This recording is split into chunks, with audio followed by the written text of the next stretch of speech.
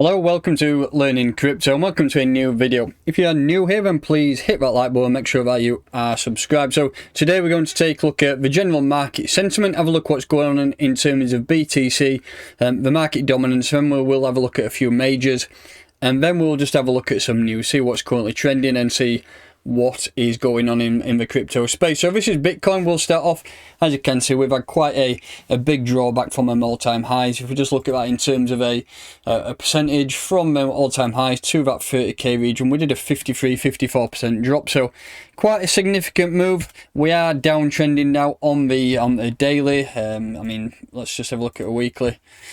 Downtrending on that too. It's not looking too good, to be honest, but the 30k region has held up well. We've pretty much wicked it to a T. We've actually not closed a daily candle below this 30k region pretty much since we was on the way up from those previous all-time highs. So the 1st of January, the entire year of 2021, we have not been below that level. I think if we did close a daily candle below that, things would start to get quite nasty and we could probably come down to test this region down here at 22k, but let's just monitor the price for now. Slightly in the lower time frames, I'm quite bullish. I mean, looking at this, we was downtrend. Well, you were downtrend all the way from top, but I picked up a nice trend line from the 14th of May. We've actually broke out of that now, so it's not looking too bad. I was just looking at a bit of a trade setup here on our right down on a 15-minute time frame.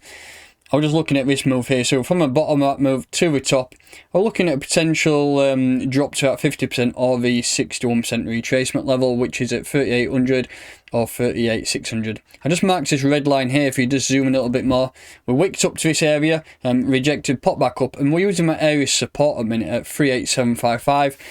Let's see what goes on here. I mean, we just popped back up and rejected off at 382 level currently. So that's either the bottom, or we're going to come down and test 38,600 or 38,1100 before we get reversal and hopefully start to push on. 40k is a crucial area. We've actually rejected off it once there and then once there, so we have rejected off it twice.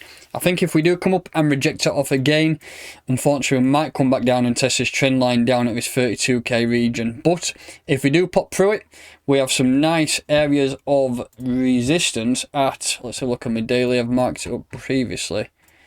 Actually, I might have to go down to 4 hour. Yeah, this area here, if you look at all these wicks, 4 wicks within that 42k region.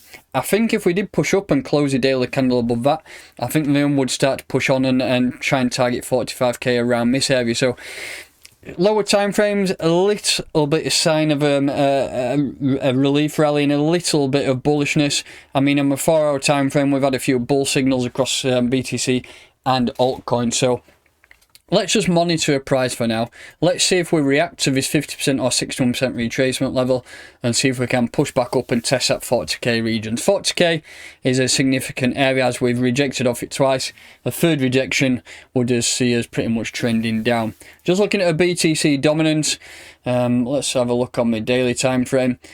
I've mentioned this in every other video. I was expecting a pushback at all these levels, so at 57, 52, 45. We didn't get a pushback until we've actually hit this 40% region. We have pushed back up, push up to 48%, and we are actually dropping now. So let's see if we come back down and test this 40% region again before anything happens. If we do lose that level, we're into altcoin moon territory, and we might get some major altcoin growth, but still, looking at some altcoins, we've still got a fair old chunk to make back up. If we're looking at Ethereum, we did like a 60% drop, I believe it was, from the top to the bottom. Yes, oh no, 32% drop. Oh, that's a BTC chart. So yeah, looking at the Ethereum Ethereum USDT chart, we dropped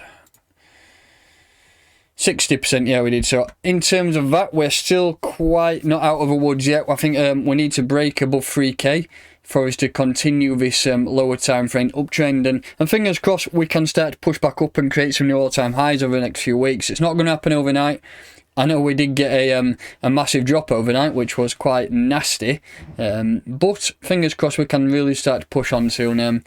We're still creating a lower high here, and that is across the board, so lower highs aren't too good for the overall structure. But fingers crossed we can start to steadily progress. But we are not out of the woods yet until BTC closes above that 40k. I think that is quite a crucial area to target. So that is that covered, that's that covered.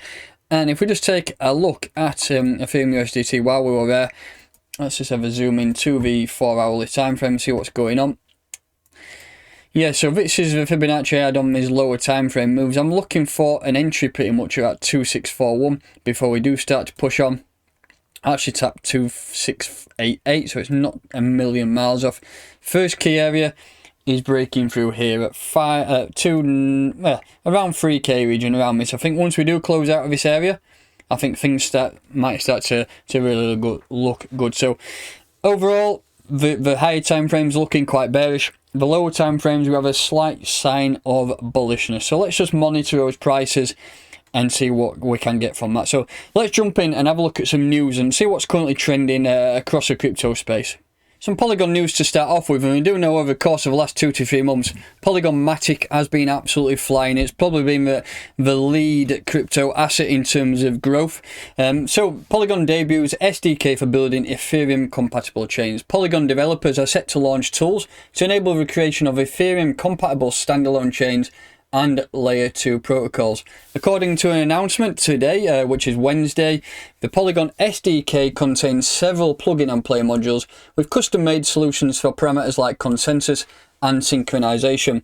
Apart from consensus and synchronization, the Polygon SDK also contains other modules like CX Pool, JSON RPC, and gRPC. As part of the announcement, Polygon revealed that its SDK was designed to mirror a Polkadot on Ethereum approach, which could see the emergence of a multi-chain network for Ethereum. The SDK will reportedly exist in 2 iterations. So one with the first version allowing developers to create standalone chain that have complete interoperability with the Ethereum network. And in second stage, Polygon iteration, developer teams will be able to create actual layer 2 protocols directly connected to the Ethereum mainnet. So that is massive, and that will definitely reduce fees. I mean, Ethereum is absolutely hammered with fees, but the layer 2 solution with Polygon Matic will massively bring that down. According to Sandeep, he's a co-founder of Polygon, the SDK will play an important role of the future of Ethereum multi-chain efforts as well as a layer 2 advancement, stating, with advanced layer 2 solutions, Ethereum 2.0 or coming online or soon, the need for comprehensive interoperability framework is stronger than ever. With the Polygon SDK, we are solving pressing needs for Ethereum's multi-chain structure and future, including ease of deployment and inter L2 communication. We do know that Ethereum 2.0, pretty much, according to Gavin Wood and Charles Hoskinson, should have been implemented back towards 2016, and they even thought about in 2014. That's where you can see now that they have produced their own chain. So we do have Polkadot and Cardano, which are multi-chain assets. So I think they're stepping ahead of the game, but this L2 solution is coming on board from Polygon, which is another step in that right direction. So all is good for Polygon. Massive project now in the top 10, and things are looking solid. Quite recently, we do know that Uniswap has brought out V3, and the Uniswap V3 flips a V2 on volume, and both versions flip Bitcoin on fee revenue. We do know a lot of people using DEXs recently. Unfortunately, I think a lot of this volume is down to Ethereum fees, which is absolutely astronomical at the minute. The world's largest decentralized exchange keeps growing, and the newly launched third iteration has now surpassed version 2 in terms of daily volume. In addition to a V3 topping the daily transaction volumes of V2, both have individually surpassed Bitcoin in terms of daily fee generation. The move was observed by Uniswap founder Aidan Adams, who commented that both are earning more daily and weekly fees than Bitcoin miners. Data from Crypto Fee shows that Uniswap V3, which launched in May this month, the 5th, generated $4.5 million, with V2 generating $3.8 million in fees. Bitcoin was behind them both with $3.7 million, so not much, but it's definitely above them all. At the time of writing this article, the website was reporting that Uniswap V3 generated $4.1 million in the current 24-hour period, whereas V2 $3.2 million. Ethereum estimates were not available for the past 24 hours, but previous days fees on Bitcoin were $2.8 million. Critics often blame Ethereum, the high Ethereum gas fees on Uniswap for being responsible, but the revenue figures actually swapping fees paid to liquidity providers rather than gas fees. So, right, yeah, that pretty much blows my comment out at the beginning. So it's just rather it's paying the fees rather than the gas, should I say? So, I mean, the gas fees is what is absolutely massive. I mean, the Ethereum miners are having an absolute field day currently. I think it's actually dropped down now. I remember at some stage you were seeing $100, $200, $300 Ethereum fees for a $20 transaction, so it was pretty much unusable at some stage. So V3 doing very well, better than V2, and it has actually now gone above. It does show that a lot of people must have swapped their liquidity over from V2 to V3. I'm actually holding some liquidity in Evido, so I mean, wasn't the easiest process to do in terms of fees, but it's done now, and that's done and dusted. So that's going to do it for today's video. That is just a general update on the market sentiment and some news, currently the two hottest news articles which I found the most interesting. So thank you very much for watching. If you're not already, please subscribe to our channel, hit that like button, and we'll catch you next time.